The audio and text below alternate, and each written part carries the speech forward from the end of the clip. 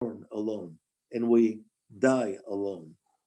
Advocates of the existential position reason that although we may falsely assume that connection with another is possible, that delusion shatters at death. Okay, please unmute yourself. I would love to hear comments on those words that I just put in front of you.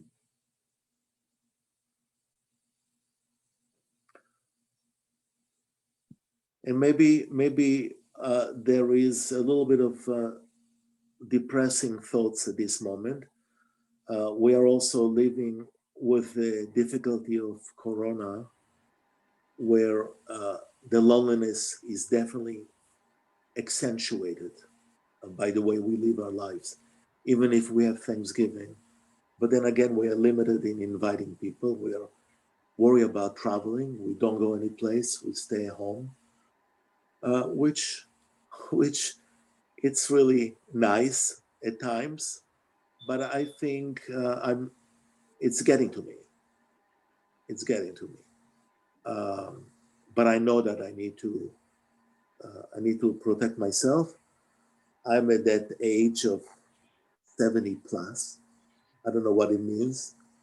I feel like I'm 20 plus, but they tell me that maybe I'll be first in line because I'm 70 plus for the injection in the 2 injections in my hand.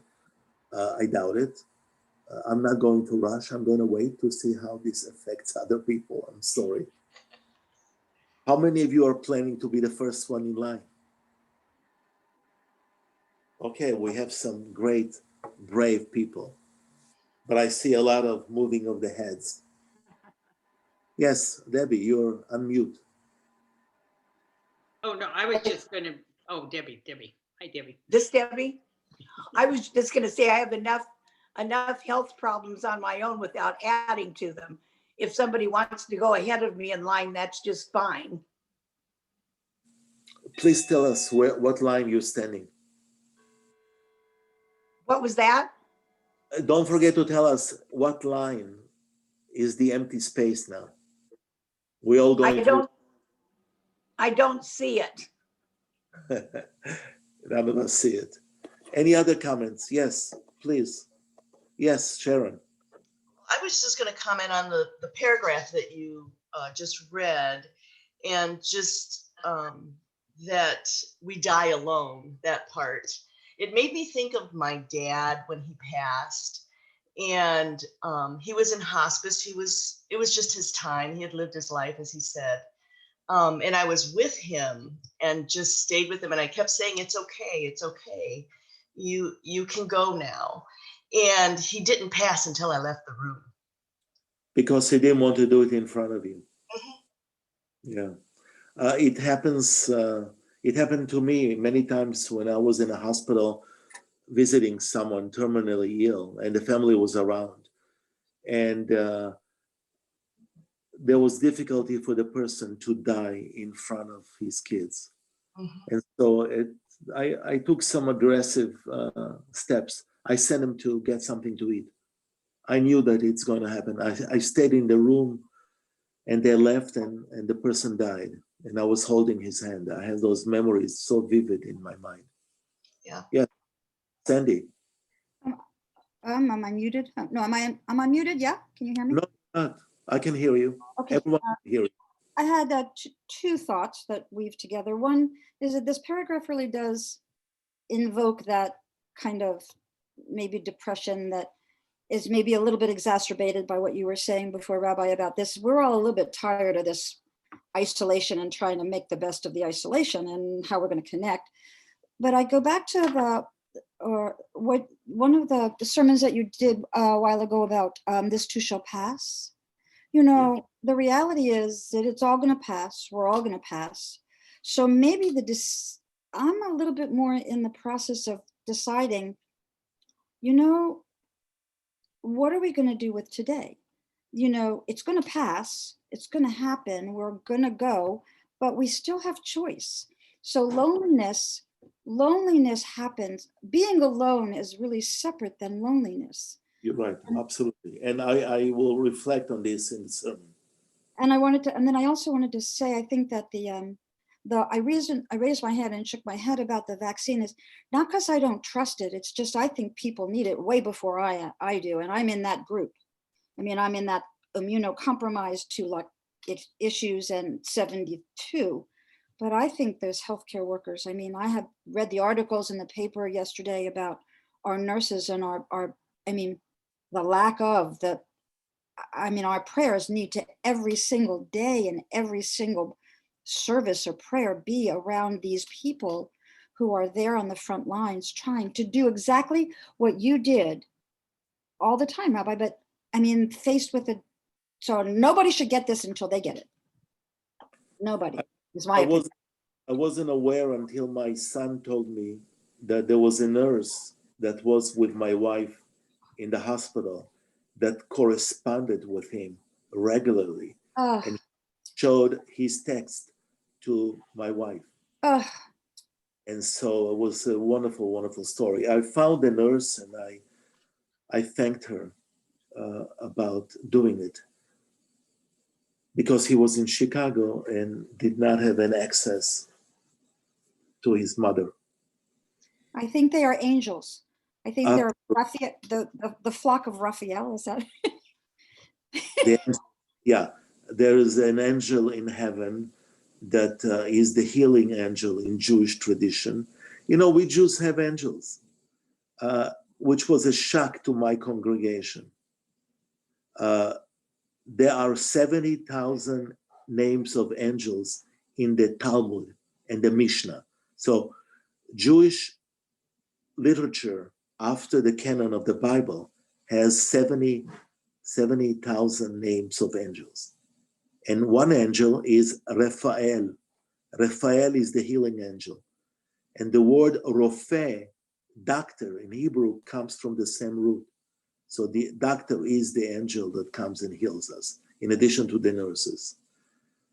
If one day you want to learn, by the way, the reason why there are 70,000 names of angels, there are 7 heavens. This is part of Kabbalah, 7 heavens. And the guardians at the gate of each of the heavens is full of angels. And if you want to go through that gate, you better know the names. So whenever you're ready to start learning 70,000 names of angels, to make your journey many years from now easy and swift to the 7th heaven, which is the higher heaven, better start studying the names now. I'll test you on that. Any other comments on I think you're gonna have to make a song with those names, or we're not gonna be able to remember them. I'm going to start writing it as soon as possible. Thank you. The reason why, for example, Jews don't pay attention to angels and they think it's only saints and Christian tradition that accentuate their importance is because the rabbis used the angels in ancient text as a literary device to teach another lesson. So there was never a grounded belief in angels, but they put it in, they opened the door to allow for angels to appear in tradition because they were part of the everyday beliefs and stories on the part of the people.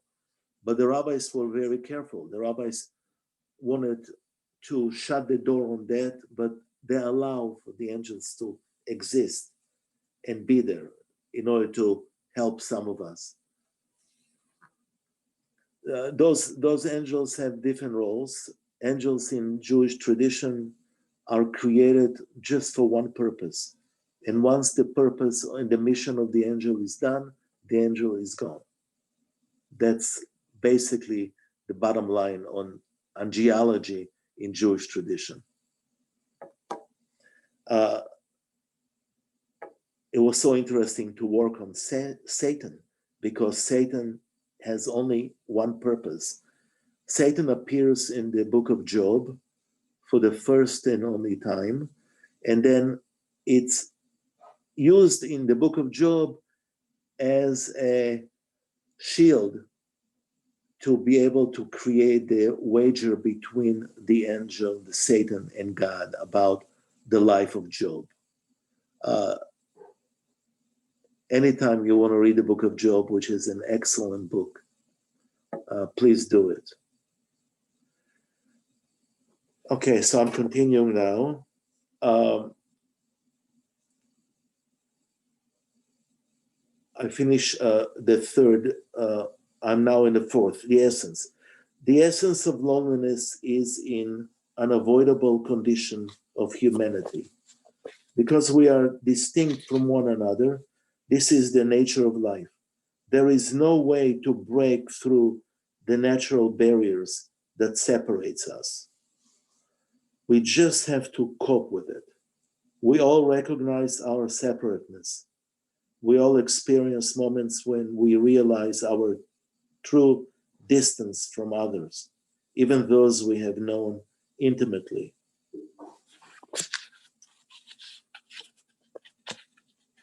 Again, anyone wants to reflect on this, you're welcome.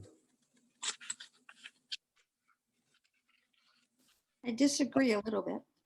The what? Say it again. I disagree just a little bit. Please.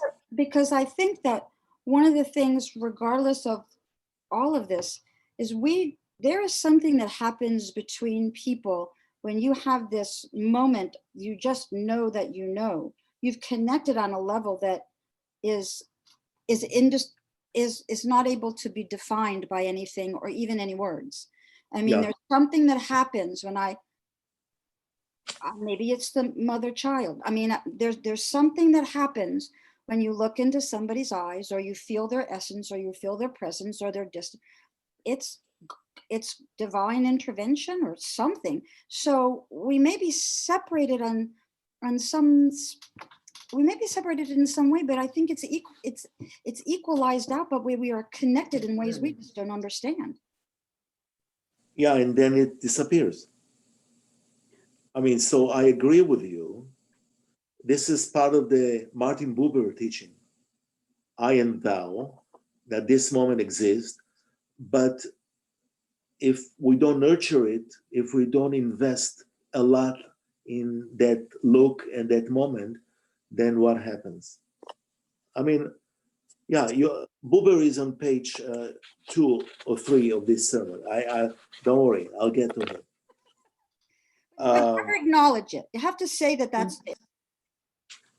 I definitely agree with Sandy that memories sustain me in ways that are just, when you talk about the loneliness, I lost my mother some time ago, but I've never been lonely for her. She's always been with me. Beautiful. And I wear a bracelet of hers all the time. And, even if I haven't been wearing the bracelet lately because my arms are too sensitive, but I still feel her presence in the same way. I don't know what's going to happen if I lose Mark. I hope I go first, because that's going to be a different story. But with my children and everything, even though they're not always with me, I have the most fabulous memory bank. Beautiful. So far. Beautiful. But, I don't experience the feeling of loneliness. Excellent. I'm not suggesting that that's what everyone needs to feel. I mean, this is a good example. I after Elise died, the way I look at her picture, I changed my mind. It's not me looking at her, it's her looking at me. I actually experience her looking through the picture that I have into my life. And I feel such closeness, which is interesting way to look at pictures. It's not us looking at them, it's them looking at us, and in a way giving us compliment on the way we conduct ourselves, or she kicks my ass. Those are the kind of moments That's how I start looking at pictures now. It's a very interesting for the first time. I have experienced my mother saying, "I told you so." She was definitely a Jewish mother. No, she was a Methodist one. Anyone else wants to reflect? Okay, I'll continue.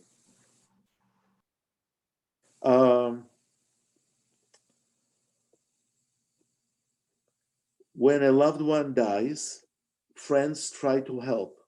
It often seems that the harder they try, the more difficult it is for us to make use of their efforts. In our grief, we try to share our feelings, but we feel paralyzed. The crowd of people only accentuates the emotional gulf. In a state of crisis, we feel lonely, frustrated, without an ability to communicate. Combined with a sense that no one can help, adds to our loneliness.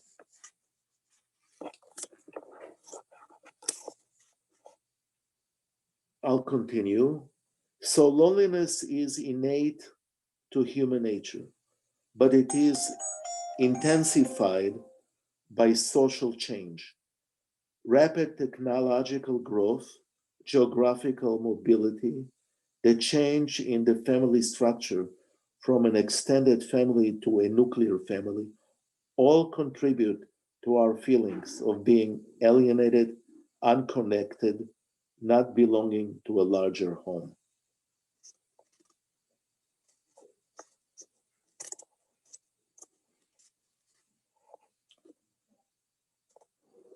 Yes. Yes, Chris.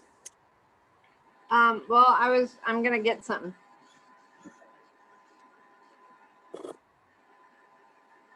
I was just reading an article that somebody gave me on, it was from March of 2020, and it's in the Atlantic. It's this version of it. Best magazine in It's the the world. Atlantic. And the title is "The Nuclear Family Was a Mistake." And it's about, because I've been talking to people about my plans with my family to do a multi-generational kind of farm. Not that I actually want to farm or make money off farming or any of that kind of stuff, but it's a sustainable farm that lots of people can live on simultaneously and be able to help each other out. And the older people care for the youngest, and the youngest help take care of the oldest while the people in the middle are out working and doing all that kind of stuff. That kind of that old model of that extended family, the model of the inner city families where there's not as much space, so you have lots of generations all living in the same spot. That helps in that larger, wider community. So there's more people interacting, and there's a lot more arguments happening because there's so many different people. But you learn how to deal with those arguments and live in the midst of the anger and the frustration and the disagreements in a way that you have to come back together and live with each other even in the midst of that. And without that nuclear family kind of a thing, you don't learn those skills. If you don't like what's happening, you don't ever have to work it out. You never have to learn the skills of how to be a mediator. You never have to worry about loving somebody but not liking them. All those kinds of skills that go with what it means to be community gets lost when you have a nuclear family of only people that you like. And I think that that's been exacerbated by the social media, like Facebook and those kinds of things. So when you said that, it made me think of that article. So Can I come to your farm and milk the cows? we aren't going to have animals. We're going to grow stuff and make candles and tie-dye. We're going to be very, very hippie. Back to the 60s. Yeah, my son-in-law grows peppers and tomatoes and plants like that, and does hybrid work with them, and then makes seasonings out of them and stuff like that. So we'll do that kind of stuff, and we'll do our own farming for our own selves, but it's not going to be a commercial farm in any by any means. That's what happens in the garden of the Tri-Faith. Thank God for that. Beautiful example. Yeah. I just, I liked what you said, Chris, and I grew up in a neighborhood. It was, there was 5 synagogues walking distance to my home. Early 60s, they said there were over 50,000 Jewish people in my section of Boston I lived in, and in Dorchester. And I lived in a triple decker, so 3 apartments, and we had almost every aunt, uncle, and cousin lived within 2 blocks of me. That I had aunts and uncles upstairs and aunts and uncles downstairs, and all of us would be, visiting throughout the house and the neighborhood, and it's something I almost can't describe to my kids' generation. And they were close with cousins. I mean, they weren't walking distance to cousins, and we would drive them back and forth to see each other. But it really was, a lot of squabbling, like you said, Chris, and a lot of connection. Like the women would cook together and they would go shopping together, and so there was we're in this together and we look out for one another kind of community. And then I don't think it's an either or. I liked what Sandy said too about being connected with people. And I think in some ways we have moments of connection, and we have people that we are around or conversations with that we say, oh, they get it.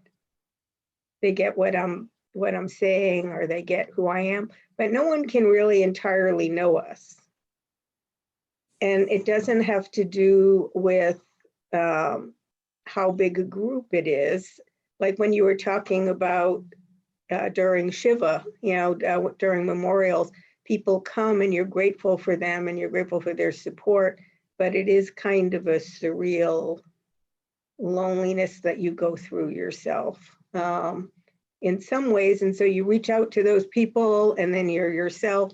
You have moments you reach out and you connect with the people to kind of help, and you go through it yourself too. And it's like walking in a city. If anyone's ever walked in New York or Boston, there's, tens of thousands to millions of people around, but you still kind of feel lost, like you're alone there. I grew up in Israel. You don't have such a distance between people because it's a small country. So I grew up in an apartment building of 24 families. And these 24 families were so connected. From one neighbor, you needed a spoon of sugar because you missed something for the cake. You knock on a door, and that was amazing living. But also, you knew that on Tuesday, the neighbor above you is going to hang her clothes. So this will be a terrible day for you to have also laundry where you have to hang the clothes outside to dry. No dryers. I grew up with no dryers. And because it's so sunny and so hot, it's perfect. But if they have something blue that is dripping down your clothes, oh my God, those neighbors will yell at each other. Hey, today was my day. I mean, there was intense relationship and exchange, loud exchange. The apartment building of 24 families was alive constantly. You guys remember growing up in those kind of, I mean, how many of you grew up in those kind of families? Deb, yeah. Yeah, No, not exactly, but I used to get 2 cents for hanging the laundry. That's funny. I remember we had clotheslines off of our triple decker in the back that you'd roll. They had the little rings on it that you'd roll them out. But also, I didn't mention before, my grandfather lived with us when I was young. So there was multiple generations all under the same roof. And when my father was old, he lived with us when some of my kids were teenagers. And so part of that community connection was like what Chris was saying, intergenerational. And that was challenging and worth it now that I look back, but it wasn't fun then. Not Yeah. always. Please. My experience is that I'm the generation, my mother's family was that like that in New York. It was the New York family. Everybody had stoops and they were around the stoops and they did that, and all the same family. They were all intergenerational. They were all Jews. They were a multitude of people. But my mother's was one of the grouping of people in that generation that moved away from that for different kinds of reasons, not the least of which was jobs were not available. So we were not able to keep that connection, that ability to sustain each other because everybody had some form of an income. To go back a little to what Chris was saying, there was a study done, or there's a community, I think it's somewhere in China or in Asia, where that's expected to happen, where you grow up and you pay into this sort of bank of human, of what you give to the family. So like you were saying, because everybody's taken care of it at every point of their lives. But that's broken down because of our distances in families. There's a sadness about that. There's a real sadness about that. And yet I think that if we can figure out how to do that same, the essence of what happened there, not being in the same geographical or community connection, believe that we can do that and also have the benefit of doing that in our community, that's what we strive for. That's what churches are for, and synagogues and communities. And it's the 40. What does the imam say? You're responsible for the 40. Is that something that I heard him say somewhere along the line? Yeah. And I think that the key here is, for me, as I'm going through this, especially this time, is we can err on two sides. I can err on the side of really, this is really hard and difficult, or I can err on the side of, yeah, I can make this happen. But for me, the reality is I just want to choose to be happier. I choose this every day to say, oh my God, I'm so distant from my babies, and my daughter-in-law, my heart daughter is going to have a baby that I can't see. So I'm so sad and I feel so isolated. So how am I going to fix that? Or am I going to stay there? And I don't mean to be sappy about this, but I think that that's part of what we need right now to combat this incredible sense of isolation and loneliness. I mean, we can ask for help. So I guess that's kind of what I'm clinging to, is, wow, these are such cool thoughts. And I did this like I'm, the communes. I'm 70. Tie-dye started back then. I know. We invented tie-dye. Donna, did you have something you were going to say? Yes, please. I just wanted to say that I think that technology can keep us connected, though, too. I think the very, very best invention ever is the group text. I text to my husband, Dan, to each of my kids. My daughter and son-in-law are in Phoenix. My son's here in Omaha, but still. And we might send texts back and forth between us all day long. And it's nothing important most of the time. It's just chatting. But it doesn't really deserve a phone call, because then you have to say everything you need to say in just a few minutes. And so we chat like that. And I've started doing it with my sister and my two brothers who also live in other cities. And it's a real connection. We don't talk about much that's important. Sometimes we do, but it connects us. And I think it's the best thing ever. Well, I think, for example, My daughter texted me from the basement. I think She this. doesn't want to come on. Go ahead, Ari. No, I'm saying what we're doing now, for example, it's a beautiful idea that you don't just chat, but you also see each other. I mean, there's a wonderful pictures of people in front of me now. I mean, I agree. Technology can be used to bring us closer.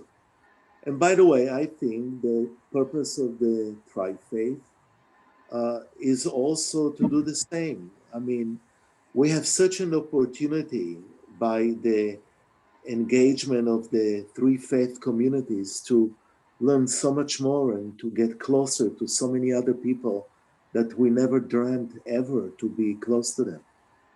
I mean, that's where we need to invest some time. And I And know it's a little bit hard to do it now. Yes. What? part of that joy in that, as well as the challenge, is that when we disagree, we can't just take our ball and bat and go home because we're right next to each other.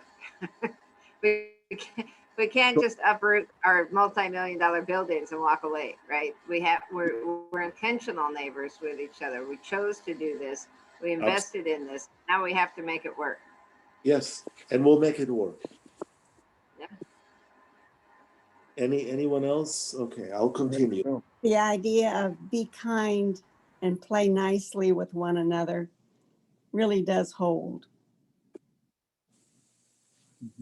Yeah, but also be truthful in things you say to each other. I think there's a time to shut up. How do you really feel about it?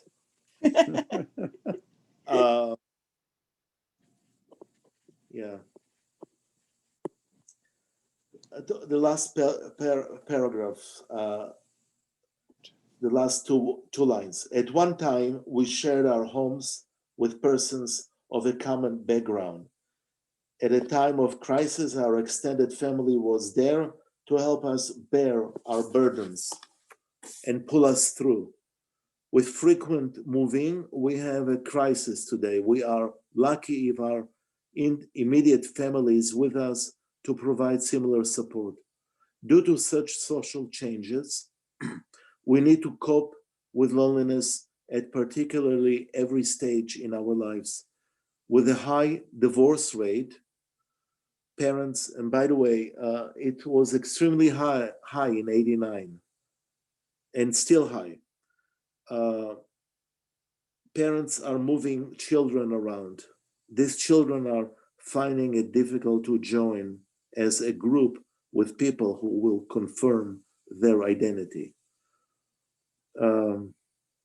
It was always a challenge to invite people to a synagogue life after divorce.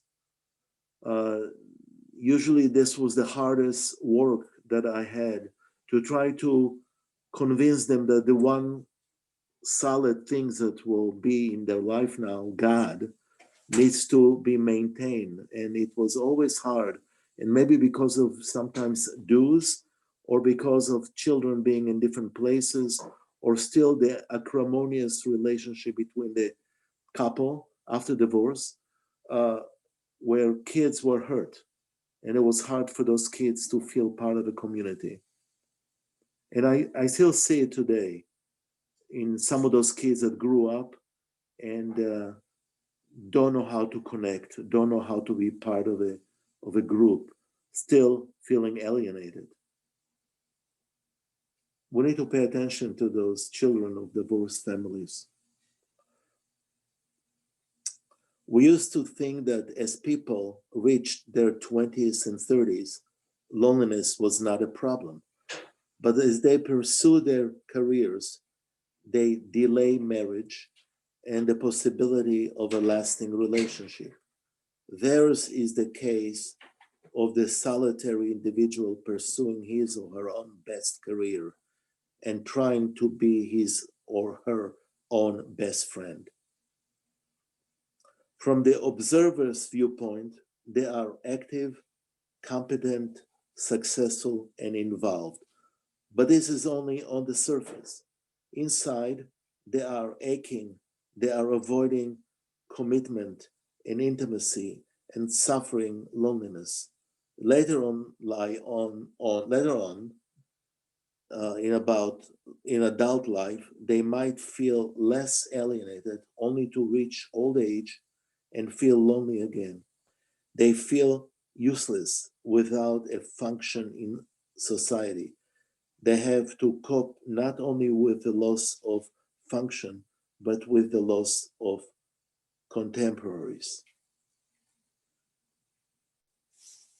How are we doing with this? We're all over 20 years old, I think. How are we doing with this?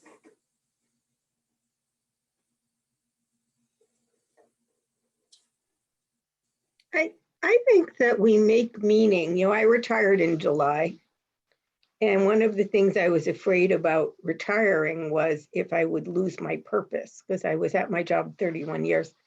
And it's like, who will I be? What will my purpose be if I'm not doing that? And over this year, we've all lost a lot of loved ones, some closer and some not so much. But what I'm pondering is that, my job is behind me now. I still have work dreams. I had one last night, so I haven't quite laid it aside, but that I'm finding meaning in my Zoom visits with friends or my Tri-Faith classes, or I try to call at least one person a day, that especially people that live alone, and just check in how they're doing.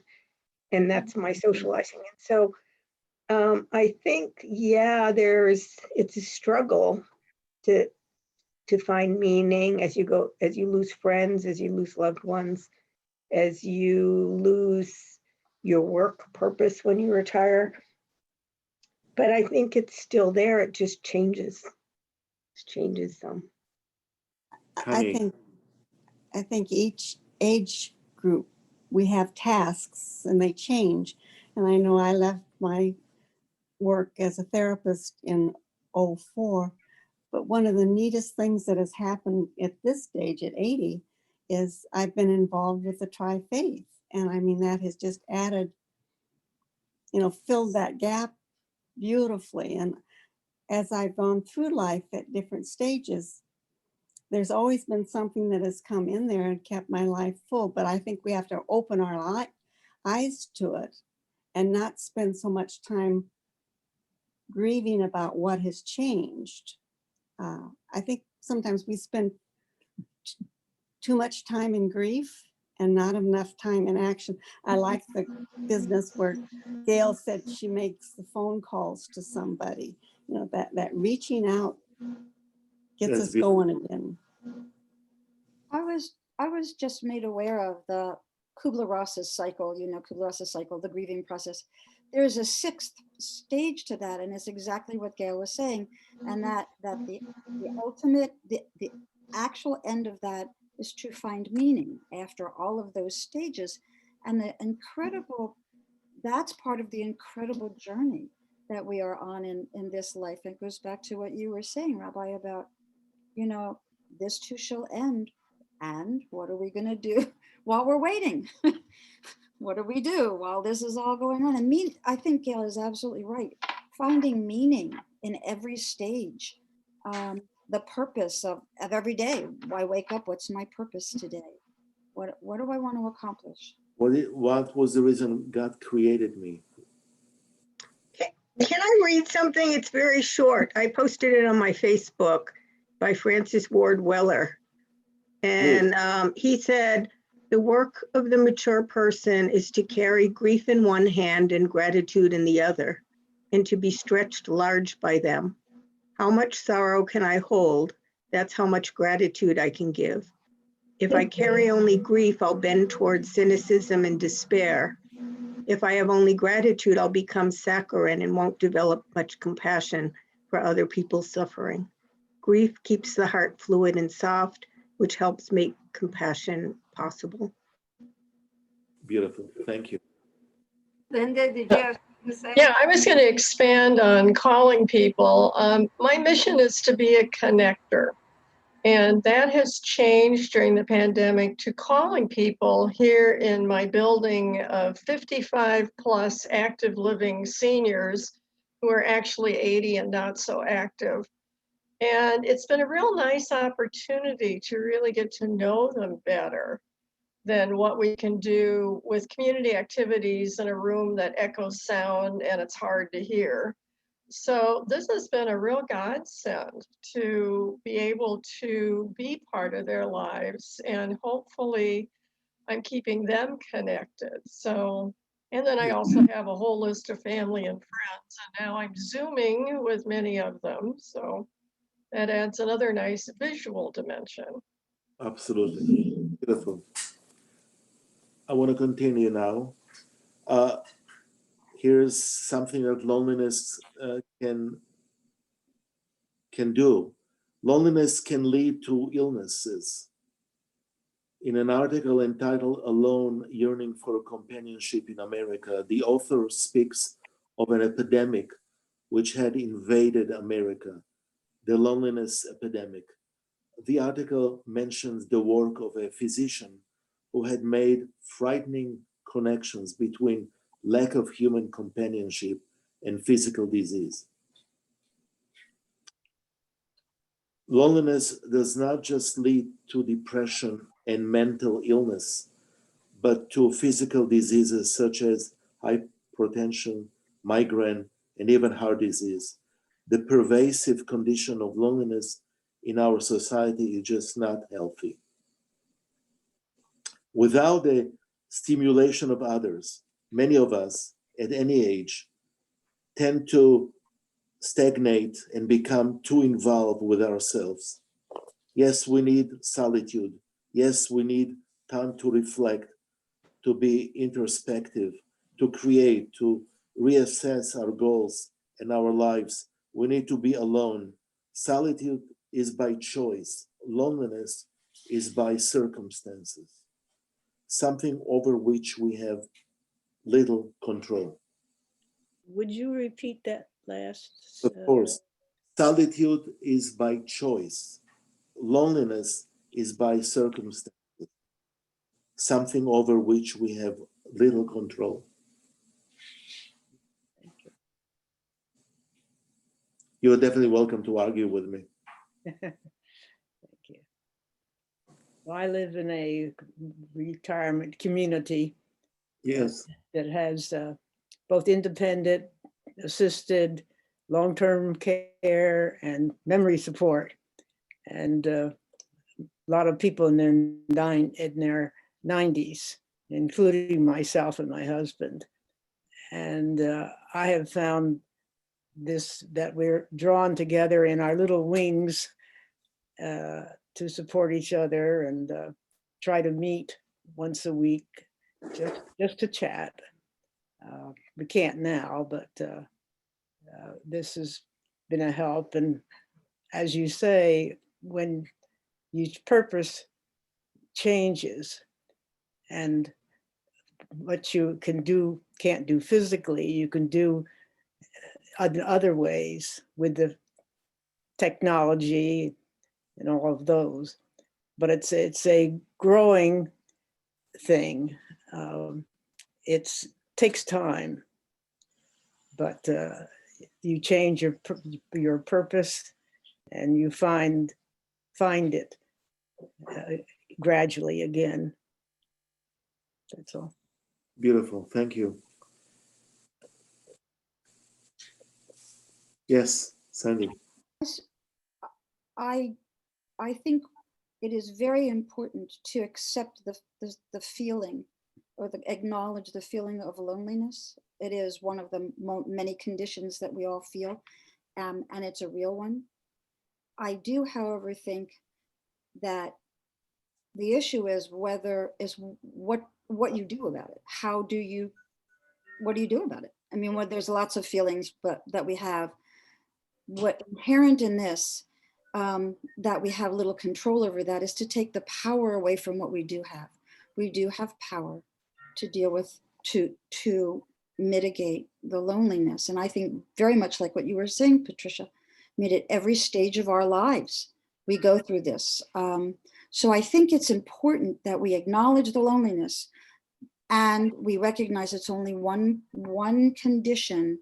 What we have inside of us is the power to take every condition that we have and decide how we are going to manage it with what is within our control. Yeah, wonderful. So, May I add something? a what? May Oh, I yeah. add something? Yes, and I agree with Sandy that I see loneliness as more of a spiritual thing. That is part of the reason for our faith and our study, and solitude more as an environmental thing. And I think that's what has been interesting in the COVID. Is there are a lot of things that we would typically do that we in our age group have to sit and say, okay, I have a responsibility to my friends, to my family, whatever. Should I put myself in this particular situation? I'm sure, Rabbi, that you're going to explain now why our view is maybe not what you intended there. I'm getting to the end. I want to continue a little bit because I'm not going to leave you with this mood for the rest of the day. By the way, you're always welcome to call me at any time.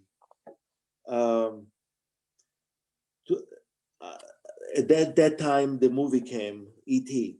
So those of us who viewed the movie E.T., this condition was presented so vividly that it was next to impossible to hold back the tears. Do you remember the movie? Yeah.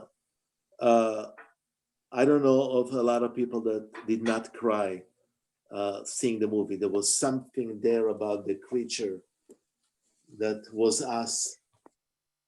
The tears for the lonely and helpless creature were tears for us. The major themes of E.T. are home, loneliness, and the inability to communicate.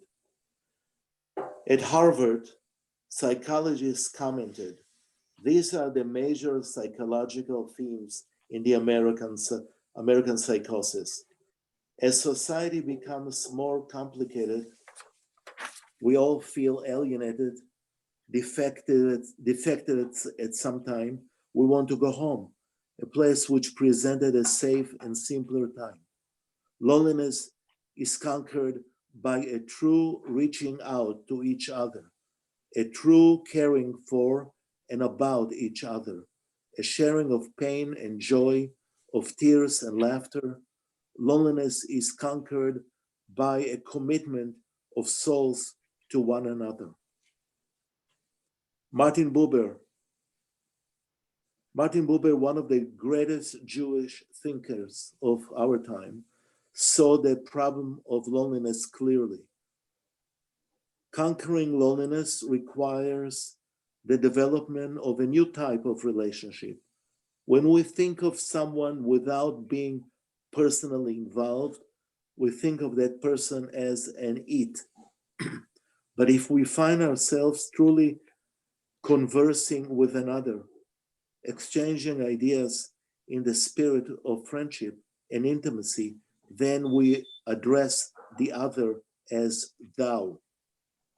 So that's his famous philosophy, I and thou. That is how we can cope with loneliness, when we can attend an I and thou relationship with another. We fill the void. We fill the void in another's life as well as in our own. In his book, Between Men and Men, Buber wrote the following: only he who turns himself to the other human being and opens himself to him or her receives the world in him. Only the being whose otherness is accepted by my being lives and faces me in the whole existence and brings the radiance of eternity to me.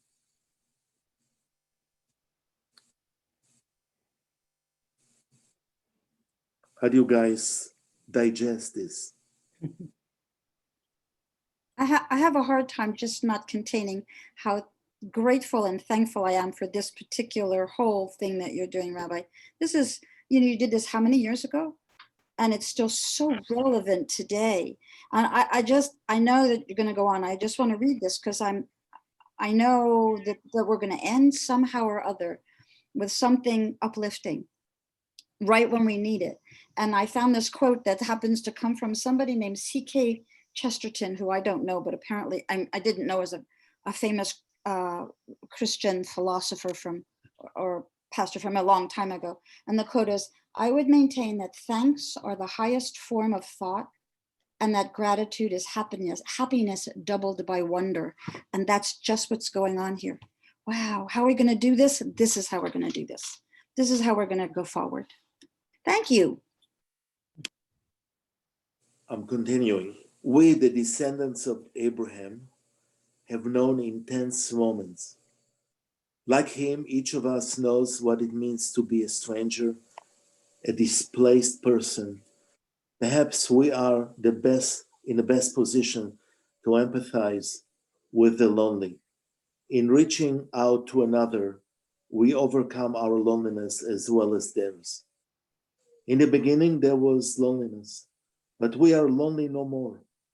We have outgrown our infantile selfishness and learned that man does not live by bread alone.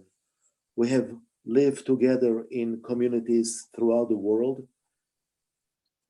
Is it any wonder that the Jewish people are everywhere characterized by their sense of community? I mean, some of the stuff I wrote here led me to the imagination about the tri-faith. I mean, this ability of putting communities next to each other. I mean, for Sandy, for example, to quote a Christian philosopher, I mean, we will not do it if we were not living together, breathing together, even in this period of time. Here in Omaha, look around you, people, fellow Jews and non-Jews who care to come together and relate as human beings. When we feel lonely, we can know that we have each other. We can laugh together and cry together. We can realize that loneliness is truly conquered by a commitment of souls to each other. A popular song tells us to reach out and touch somebody's hand. Make the world a better place if you can. We have reached out and touched each other's hand and each other's hearts. This evening, and I preached this on Friday night, this evening, at this moment of rededication to all that is good, we pray that this will always be so. We thank God. I'm sorry, I forgot to put a capital G. We thank God for the ability to talk and touch and reach and feel and love. We remember the moments as it can exist, and on occasion we feel it. But we remember that we have the capacity to overcome loneliness, to conquer it. And most of all, we thank God for the gift of each other. Amen. Microphones, please open your microphones and talk to me, talk to each other. Well, what you just read and said brings to mind again this lone employee here who is deaf.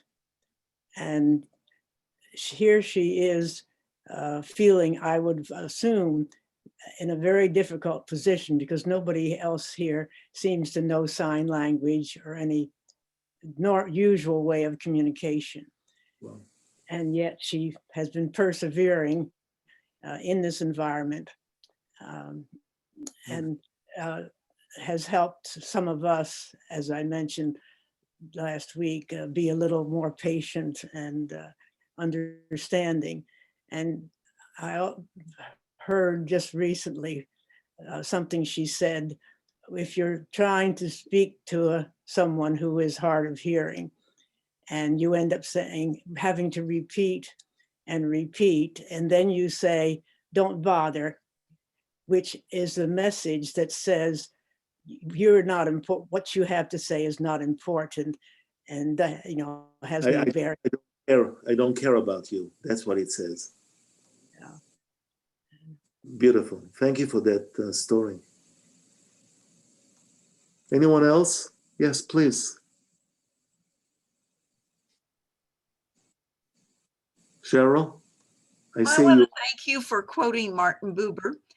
And the reason being, I think you've all pointed something out. Obviously, I am on the Protestant side, and I rarely hear that quoted, and was something that I very much appreciated in my college days.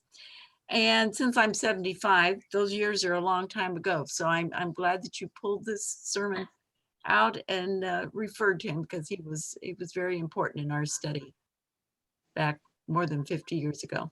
Absolutely. Martin Buber definitely was accepted by Christian philosophers as an important person.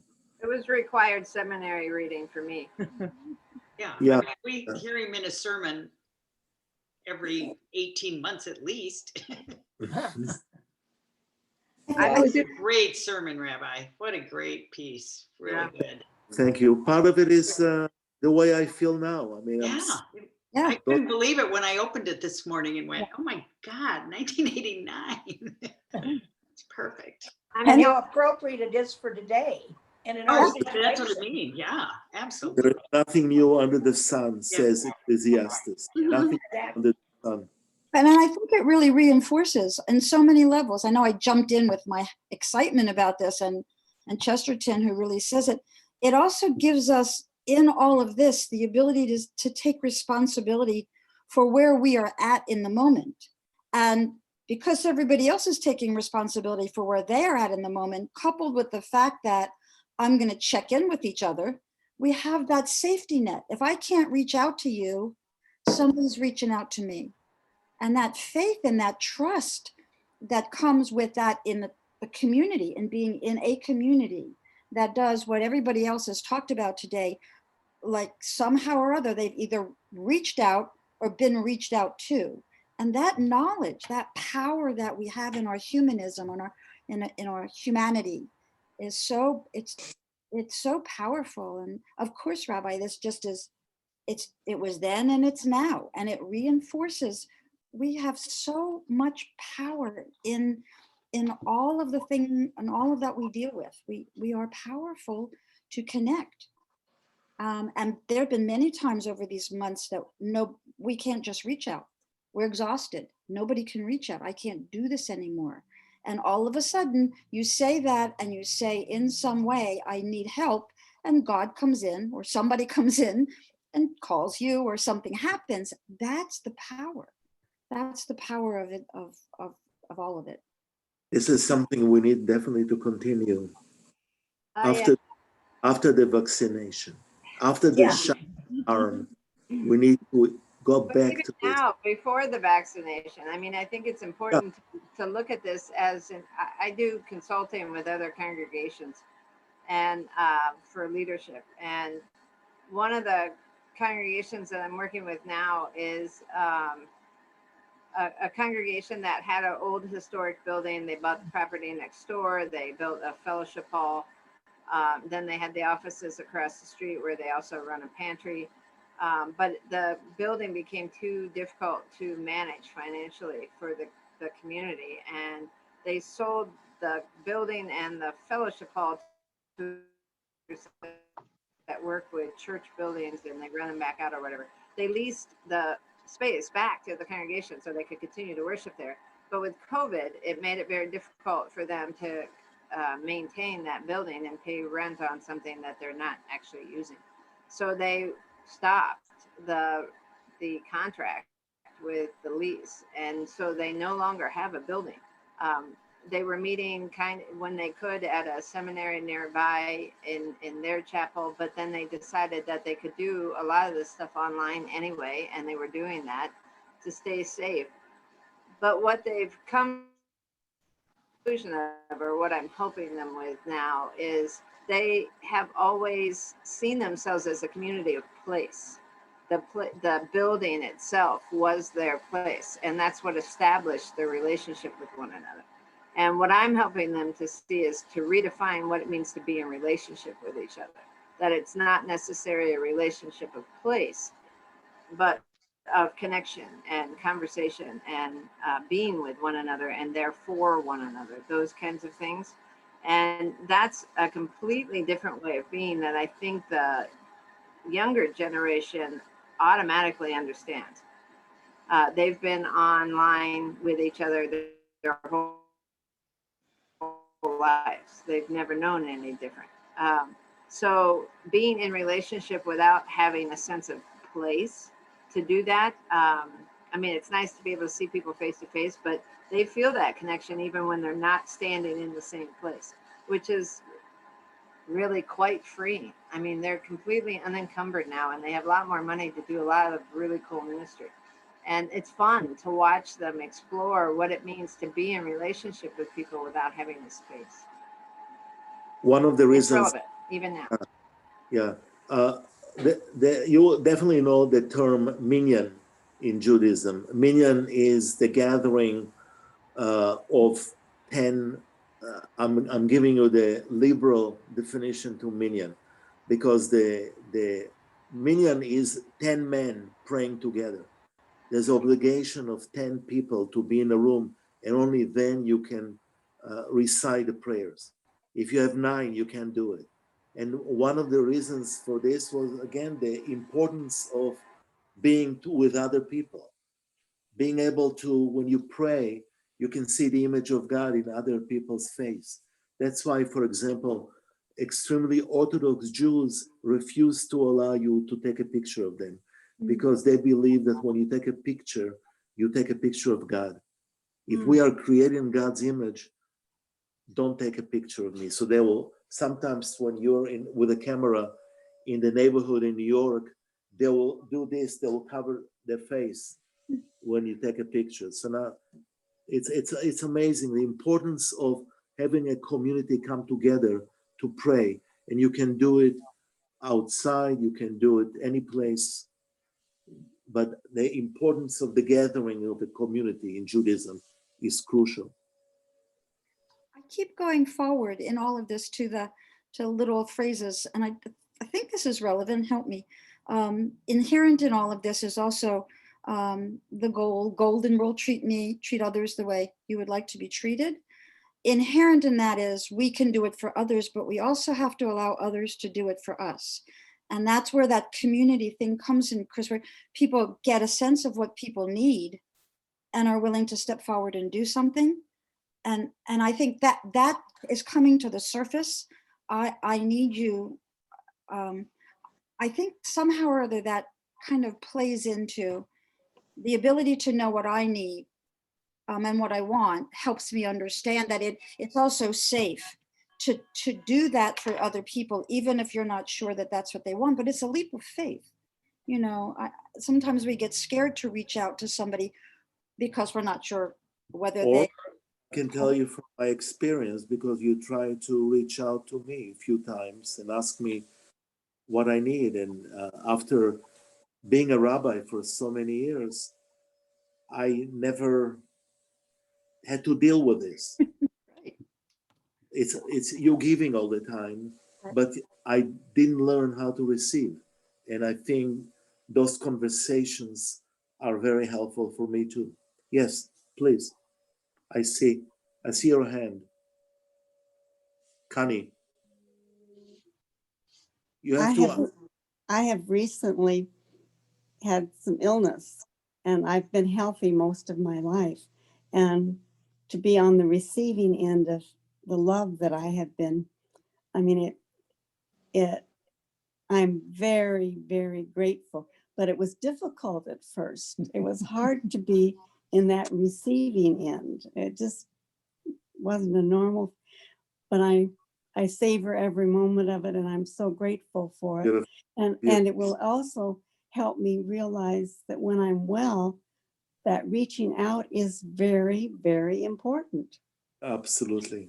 I'd like to share a story of my dearest friend, Elise, may her memory be for a blessing, who, when I went through something very serious, ended up in the hospital the next morning after my surgery with a tray of chicken Kiev and food.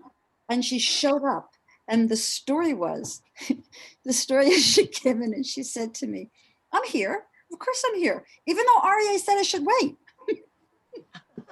She's there. She knew. My wife never listened to me. She never listened to you. She never listened to you. But I think the key is that's bold, that we have to be somewhat bold and and not be so concerned about right and wrong, only that it comes from the heart. And like everyone will say, when I went through it, I didn't know what I need. You don't know what you need sometimes. You have no idea what you need at all. But people would not let go of me during my periods of time. I have several people just didn't let go, Gail being one of them, didn't let go of me. You know, you don't, yeah, I'll be here when you're ready. Just checking in. You don't have to give me anything back. And I don't know, Connie, if that's what you share, but all of us, mothers especially, I have fathers too, but I don't know, I'm gonna discount you for what mother can take back from her children, you know?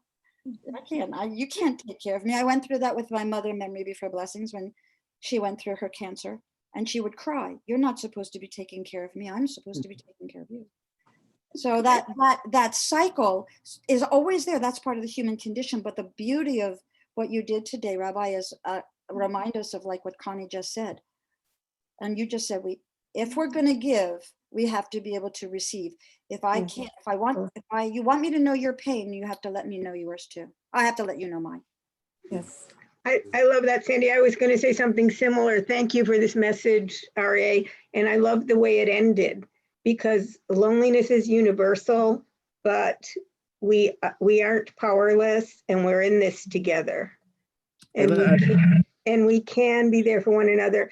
And a year ago, I had surgery, and I'm always one to make casseroles for whoever's coming out of the hospital or is sick. And a year ago when I had surgery, Sandy brought me soup, and a couple other people from Temple made dinner and sent it home.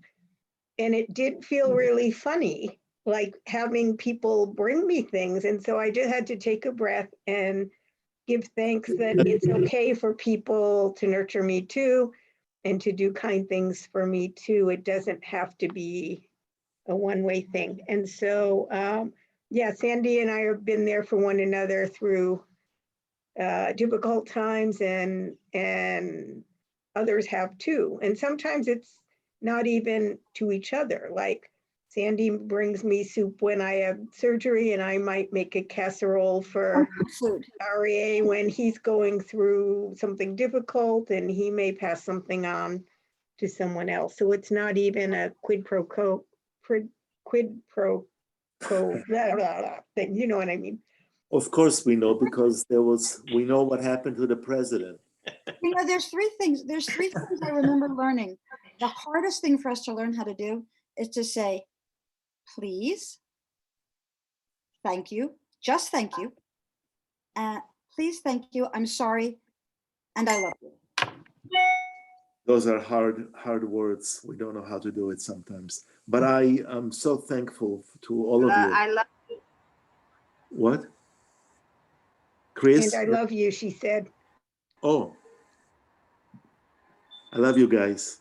We love you. Yeah, I've got to end this recording and get going because I have another meeting at 11:30. So we'll continue this again next week. So we have 2 more sermons that we have now from REA. We'll go ahead and load those up online so you can get those. And then for the next 2 weeks, we'll meet. Then we'll take a couple weeks off till after the new year and then come back. Okay. Absolutely. Thank you. Thank you very Thank you, much. Rabbi. Rub your hands. Thank you, Chris. Have a good day, you guys. Great sermon. Hugs. Hugs to you. Bye. Thank you, Rabbi. It was wonderful. Bye. Thank you. Have a good week. You too. Stay healthy. That's the goal.